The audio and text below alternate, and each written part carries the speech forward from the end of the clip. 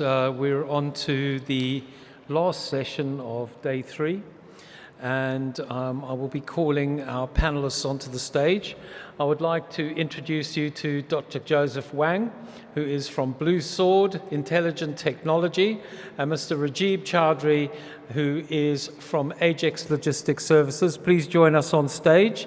Next to your name or underneath your photos, the best place to be. Thank you very much. Let's give them a clap to get them all energized, ready for the session. So this is all about logistics, and we're pretty excited to have them here with us today. Please take a seat.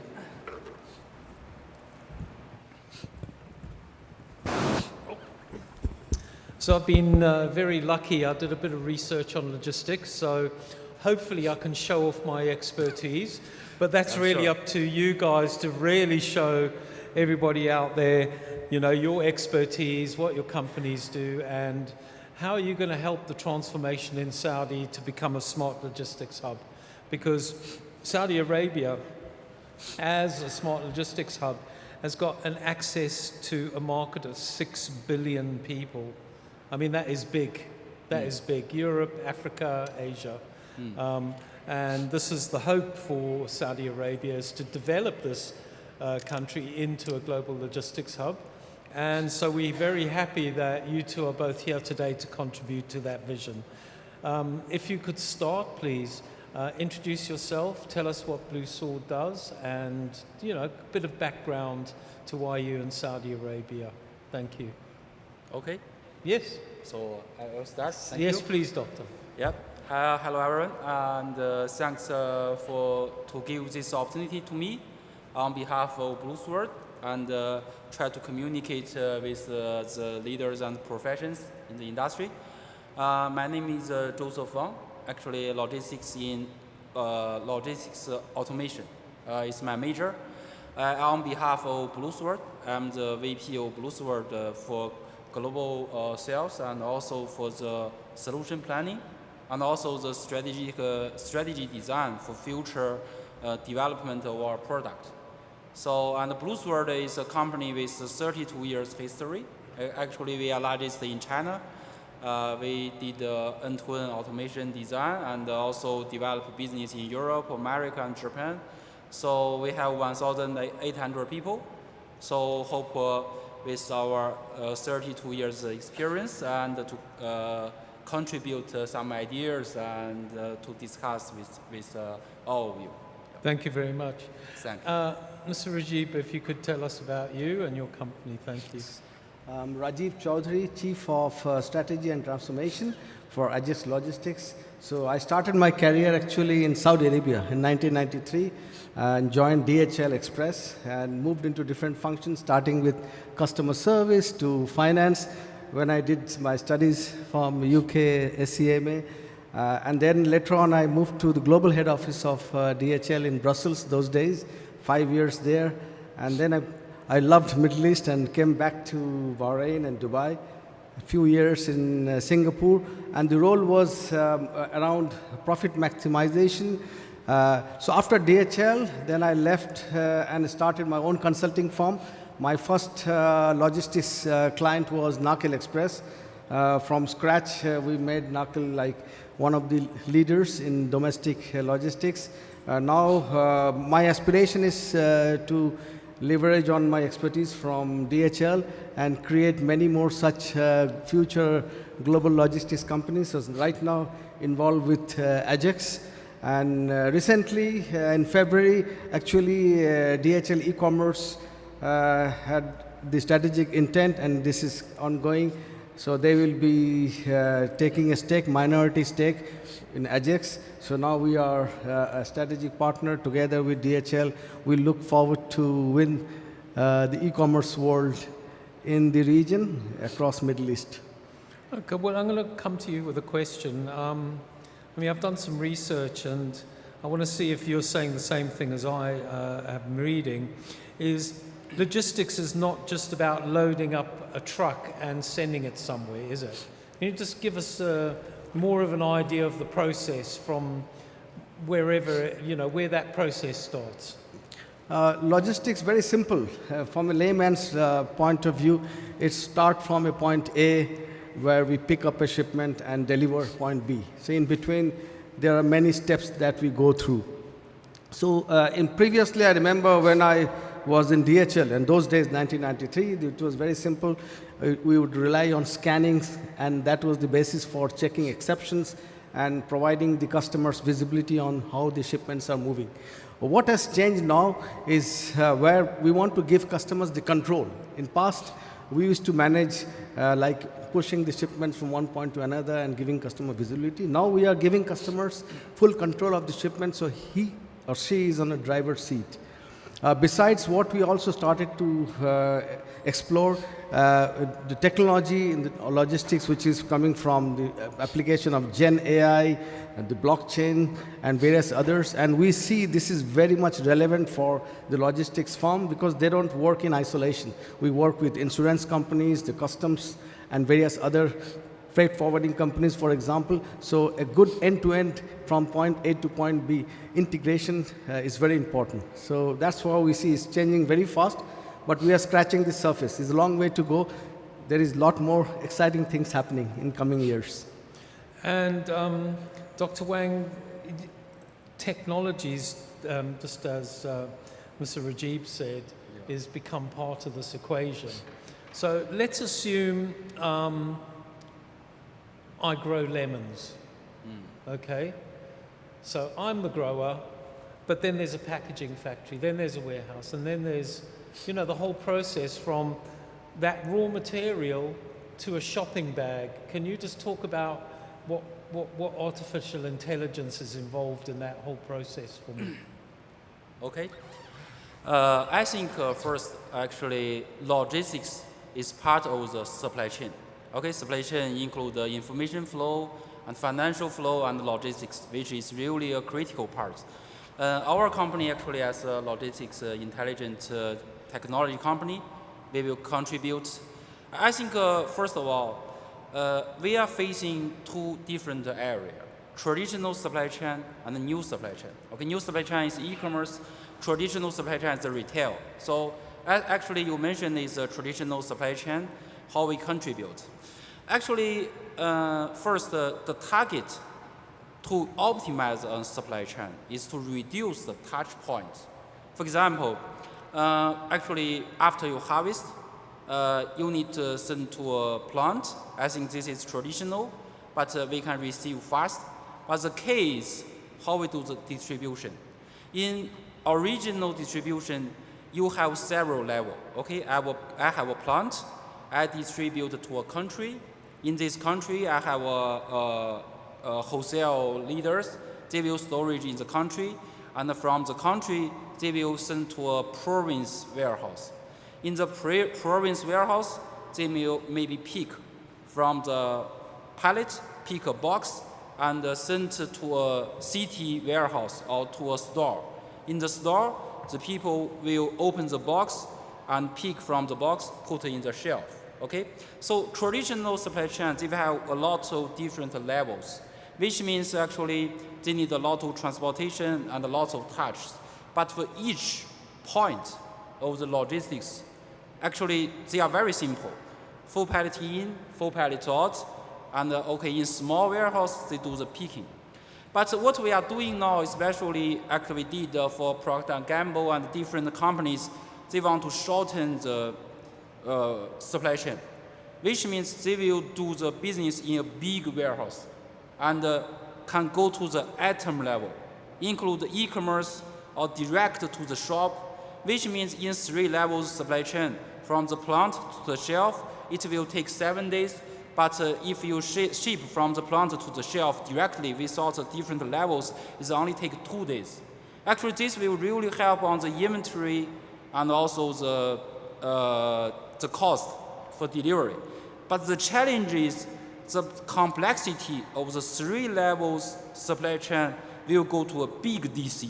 So now we are building mega distribution centers in Europe and in China in a big warehouse to do the pallet and item picking, also the e-commerce. Actually, previously one warehouse only have 200 people. 100 people is huge.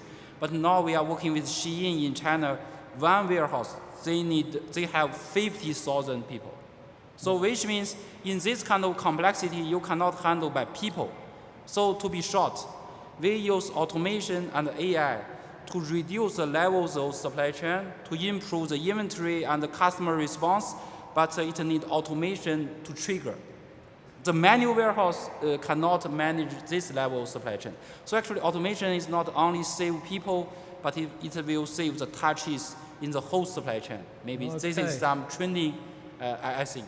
So are we seeing more of an integration between the warehouse function and the transport function? Yes, yes, yes. Okay. Okay, my research is starting to pay off here, so I'm happy. But in terms of e-commerce, how does that work?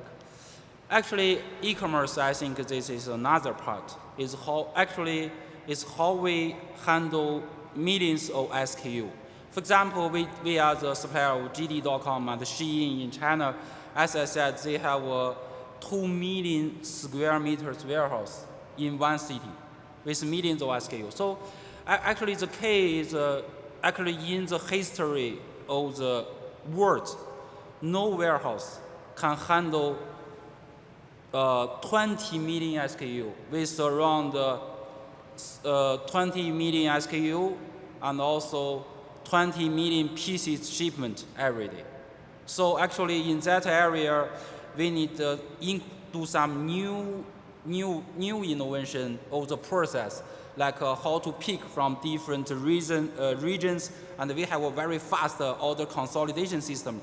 Our system can handle actually 10,000 box in and 10,000 box out in a very limited area. So which means we need to get the SKU from different warehouse, 2 million warehouse, and sequence them and to send out. So this actually is the key challenge is SKU and also the order accuracy and the inventory management. So this problem needs to be solved by automation. Actually, I have a data. For average, the inventory accuracy for a manual e-commerce warehouse is 97%. Because when the people do the picking, they miss up the item. But with automation, we can reach 99.99%. Because with a goods-to-person system, no one can touch the inventory. You just pick from the box I give to you. So this is something we can help on productivity and order accuracy and something. So excellent, thank you. And Mr. Rajib, just continue this conversation about warehouses. Can these be totally unmanned? Definitely. Actually, currently there are warehouses. Sorry, could you go closer to the mic? Sorry. Definitely, and it depends on the volume. So currently there are companies like Amazon who are managing warehouses completely unmanned. So what we look at when designing warehouses is the volume and the unit cost per shipment. So depending on the break-even price and break-even cost, we start to think what makes sense. Definitely, there are opportunities here, and we do explore. Warehousing can be completely, basically unmanned with monitoring system, AI-driven monitoring system, which also looks at any exception, any damages which can be detected, and then can be escalated for action. So it's very much possible, yes. So I've got another question for you. We've got two products. We've got this card, okay, it can be put in a box and taken away. But then I've also got some special leaves that are grown in Brazil that are going to reach a pharmaceutical company in Germany, or I've got some cheese in Holland and I want it to be in Saudi Arabia. What's the difference in that logistics process? So in logistics, there are two... Using technology. Technology, okay. In logistics, there are two kinds, in simple language. If you say one which is systemized, standard, commoditized, likes for example, in express industry, you get parcels. Express parcels, for example, across the world can be moved within 1 or 2 days. And the technology is very standardized, basically, from end to end. Starting from the clearance, and there are standards in terms of measuring technology, in terms of movement and time, lead time at every step that we measure.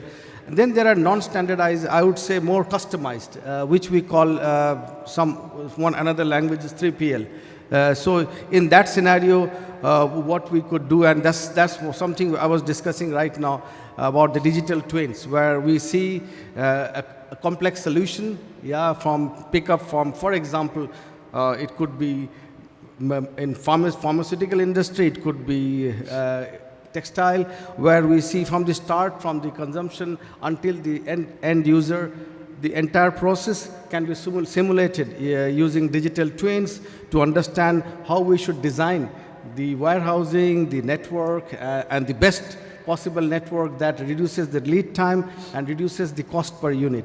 So definitely there are models which I think AI will play an important role, which will basically guide you, kind of assisting you in terms of making the right decision. Previously, often we used to design warehouses, auto sorting system, and then later on we realized, the width could have been better for the sorting system, or the warehousing design could be different. Now, with the digital twins, before we get to the hard design and investment, we can all simulate that and make sure we have the right end-to-end solution. More importantly, looking into specific customer needs, making sure all the customer pain points are covered. Thank you. So, Dr. Wang, can you just continue the point about the digital twins, please? And how's that going to help Saudi Arabia? How's it going to help cold store logistics as opposed to just traditional products like this card? Actually, just by my personal understanding, actually I think AI is the one key driver to help Saudi to become a global logistics center. Actually, by my understanding, previously the logistics is driven by the parts, by the manpower. To be honest, we are going to have more people, lower salary, which means maybe it's not an advantage in this region. But by my point of view, I think the AI can help on 2 points to make sure this will not be a critical point. Okay, from the small point is robotic AI. AI actually previously we do automation. I give an example. I just pick this bottle. Actually, in our original practice, I will need to know where the bottle is, and in a packing line, I will calculate the XYZ movement to pick this bottle. Actually, why the robotic picking is not good enough in the history is not because of the mechanical. It's because this will move and the surface will be changed. So if you give a program, then they need a lot of failure. But now the artificial intelligence change this. Actually, we will give maybe 1,000 videos, and the AI could see the video, and also it will practice in a virtual environment. Actually, they will practice to pick like this and this, but we will give the surface parameters and to do the training. And in the reality, if we have a program defined, it will pick position, okay, it's a mood, it will have an alarm. But now we are building the AI-based picking system. It pick, it fail, it will try another way. Even we never trained them. So which means I think with AI, we can really make the robotic picking to a reality, like the robotic service robots with AI driven. So vision and AI can make your warehouse as an unmanned warehouse. It's a reality, not theoretically. So I think with the AI and machine learning, you have more small robots. And then another level is for the supply chain planning. Okay, actually, supply chain planning is a really good area to use AI, because AI, the advantages can receive all the data and give the best strategy. For example, I'm a people, I can only consider 10 data and make sure how many trucks I will arrange today. But if we use AI, they can consider the temperatures and also the history and the current order structure. They can consider 1,000 of the parameters and give the result.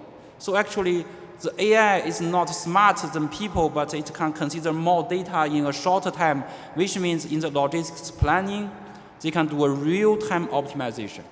So I think the AI will change the supply chain, make it really affordable in Saudi, because you can get the AI and get the robot, it can work all around the world. Because if you have people, if you need a low salary people, you cannot find here, but the robotic sell in the same price all over the world. So actually, to become the world level logistics center, we need to focus on unmanned warehouse and also the AI planning to make sure we have advantage in Saudi. So just some ideas. Thank you. And Mr. Rajib, in terms of what Dr. Wang's saying, he's talking about the processes. He's also talking about the way people handle stuff as well. Now, you've worked in Saudi Arabia, you've worked in Dubai. Where do we need more talent in this area of understanding AI? Do we need more talent in the design of AI? I mean, how does that work in the logistics area? Okay. What's your opinion on that? Let me be very frank. We think that AI, we can bring the technology and it will solve all the problems. Actually, it starts with the people. So first thing, we need to get those. There are a lot of good experts with subject matter experts, and they are the one who will revolutionize with AI, not the technologists. Technologists will complement, but that's the first point.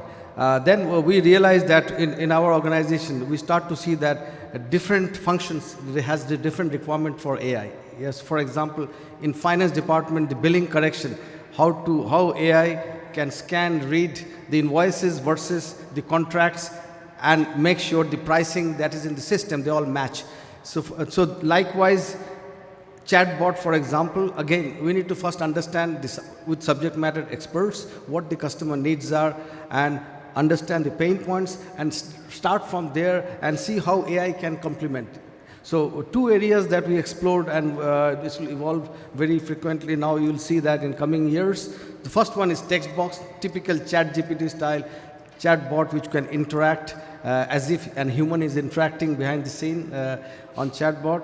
And the other one will be same, rather than text, how we interact with data. So how we can, as a simple supervisor on the shop floor, in operations floor, we will ask which are the inefficient couriers, how I can redesign the route, what's the best way to maximize my productivity. And it will be the data like ChatGPT, the data in front of that, the Gen AI based on the learning, it will advise the operation supervisor. These are some of the examples, but there's a long way to go. And I think one of the questions you asked about the Saudi Arabia's landscape, I see that the government is investing heavily on technology, and I see very fast, and we will set some of the best examples in this country to the rest of the world. And I think blockchain, for example, will play an important role. We just, as logistics company, just doesn't make sense just to implement blockchain.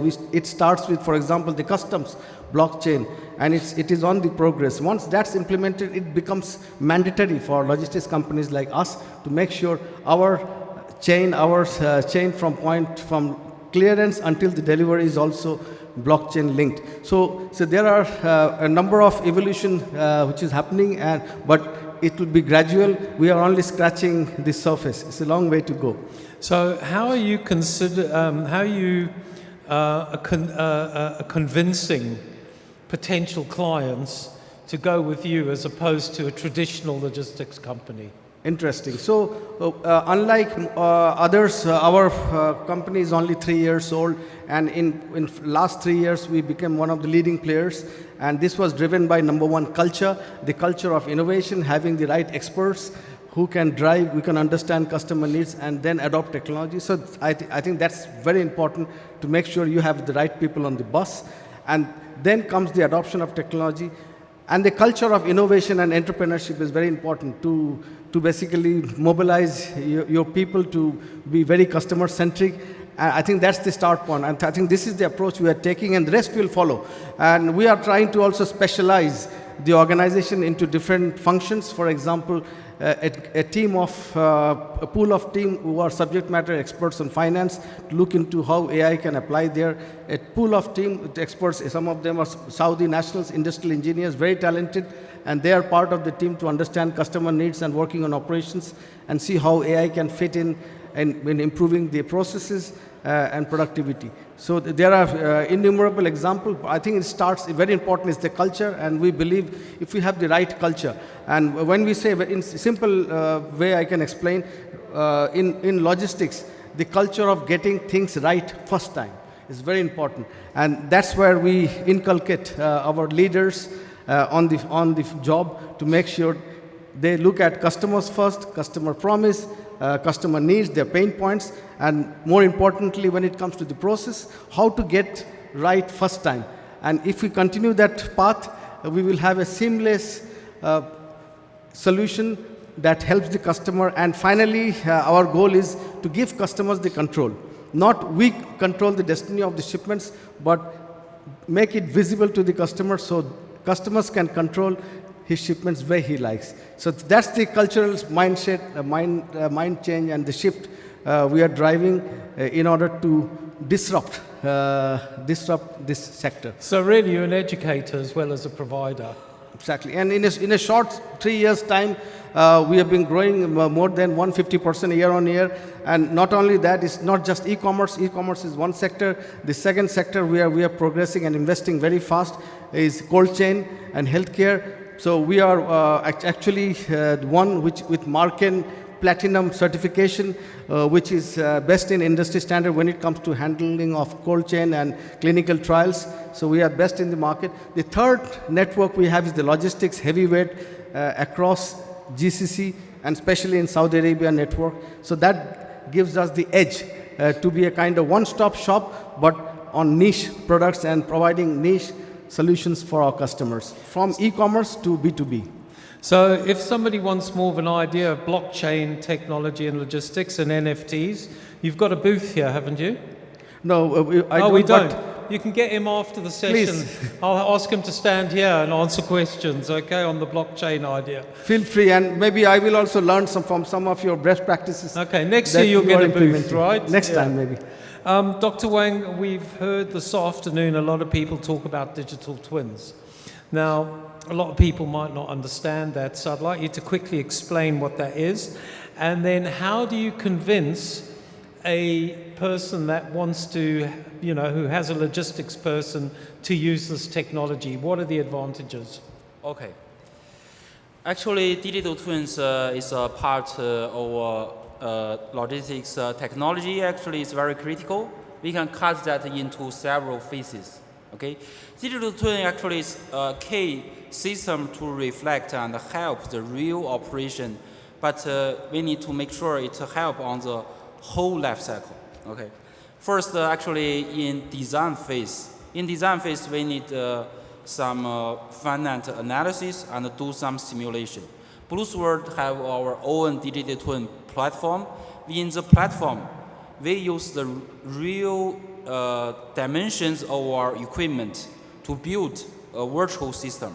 So in this system, we can put our customer data and also all the parameters, all the speed is the same, which means actually we can put in the real order, real logic to simulate the future logistics system. The key is, for logistics system, you need to make sure the equipment in digital twin is the same as reality. The second thing is you need to make sure with the order's complexity, the system still work. To be simple, I have a system, I do the calculation, I can get 1,000 boxes per hour mechanically. That is simple, we can calculate. But for example, you have 1 million SKU in different area, you have a customer order, which means when the customer order, they order 3 SKU, is in 3 locations, but in the same aisle, handled by same equipment. This equipment will be a bottleneck. So digital twin can help us not analyze the throughput for the system, but also to simulate the performance in real order structure. Because the customer wants one specific product, not all the box. So this is how digital twin help us on the simulation of the system, real order data and the real inventory. not only the throughput. And the digital twin will also help. Question? No. Okay, sorry. Digital twin will also help on your daily operation and maintenance. Okay, so you get a warehouse and automation. Actually, the order in different day is also different. The warehouse leader want to know, I got 1,000 order. Could I finish this with some SKU? If the leadership asks the manager cannot answer. Because, okay, yesterday I handled 1,000 order, today, but the order structure is different. So use digital twin. If we get the order, I will simulate where is the bottleneck of the equipment today. And for example, in this area, you need more pickers. And also you need to arrange your truck arrive in the afternoon, not in the morning. So I will simulate for your daily operation. So this will help the operation leader to understand their delivery time of the orders and also to arrange the resource in advance. So this is a help for the operation leaders for warehouse. The third part is digital twin used in maintenance. Actually, if you use a digital twin, you will know every equipment, how long it have been running and what is the failures it faced. We can monitor the current and also the fork time picking task of the equipment. So based on this one, we can predict the issue. So because if the equipment have a failure, normally I design the fork will extend in 1 second, but it can go to 1.2 seconds. So I can find this failure and do the predictable maintenance in advance. So this is how I see the digital twin from the design to the daily operation and the maintenance for the whole life cycle application. Thank you. Last question of the session, Mr. Rajib. So Saudi Arabia's got this vision to become this global hub for logistics. I don't understand, or I would like to know more about the customs, the warehousing, the kind of tax things, and how the automation, how technology and all of that can make a seamless process from a factory in China through Saudi Arabia to, example, Ethiopia. Yeah. Firstly, the huge opportunities in Saudi Arabia definitely is heading towards becoming a global logistics hub. And from a customs perspective, with Vision 2030 imperatives that were implemented, already our ranking has improved significantly with World Bank LPI. So what has happened is we have scaled, the capacity has improved. For example, King Abdullah Economic City, the capacity is 3 times the size capacity what we have in Jebel Ali, for example. Likewise, there are 52 different zones and which are bonded zones which are getting ready, and one of them is in Riyadh, which is Sills. Likewise, there are other bonded zones which are coming up. So this capacity, when you connect the infrastructure, there are technology, there are imperatives to enhance our technology. I very much know that currently there is a pilot going on when it comes to implementation of blockchain in customs. That will trigger further enhancement. I see Saudi Arabia as leading the pack when it comes to logistics from a technology perspective significantly with the imperatives that is coming from the government. So I was working across the globe previously with DHL 20 years in Europe and Asia, but I find Saudi Arabia is a very exciting, innovative place where there's a huge shift happening from an oil-based industry economy to a non-oil-based, which requires a lot of manufacturing and exciting requirements for 3PL, and there are huge opportunities. And I see the government is giving us a lot of support as well as investments on technology that we can literally benefit in the coming years. And I believe this country is truly going to become a global logistic hub as part of Vision 2030, which is connecting the 3 continents. I think all the people in this room, when they hear that word opportunity, they kind of lean forward, don't they? They want to hear that. And Dr. Wang, I mean, the same question to you.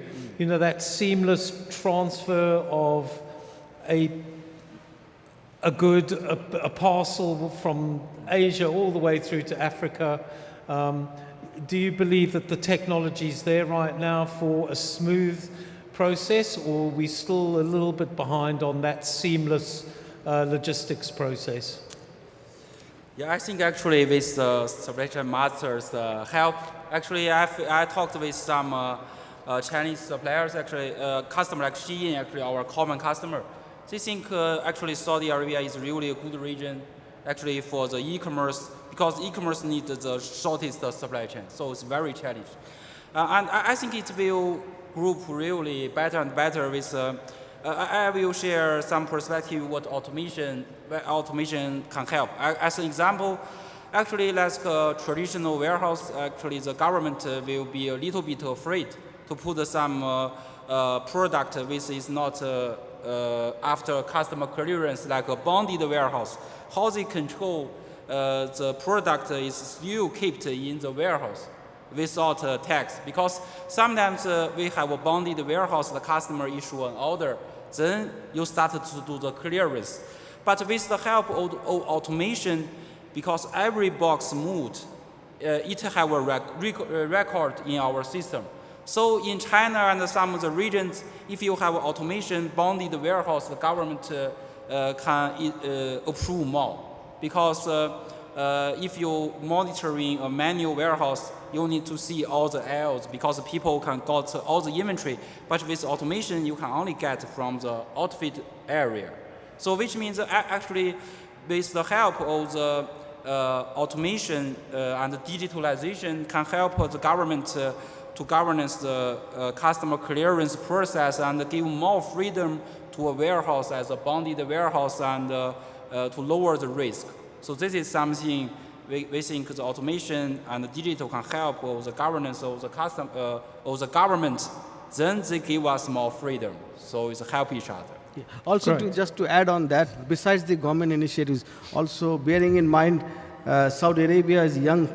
If you 65% population below age of 30, and they are very technology savvy population, and the adoption is very fast, and we believe together with the talent pool we have and as we nurture, I believe we have a bright future which combines the technology investments together with the netizens of Saudi Arabia who are adopting it very fast. So I see there's a huge progress, and from a logistics perspective, I was there in this park, which is basically a new bonded zone being developed for green energy, and you can see a transition, and the development is very fast, both the logistics infrastructure as well as the technology infrastructure.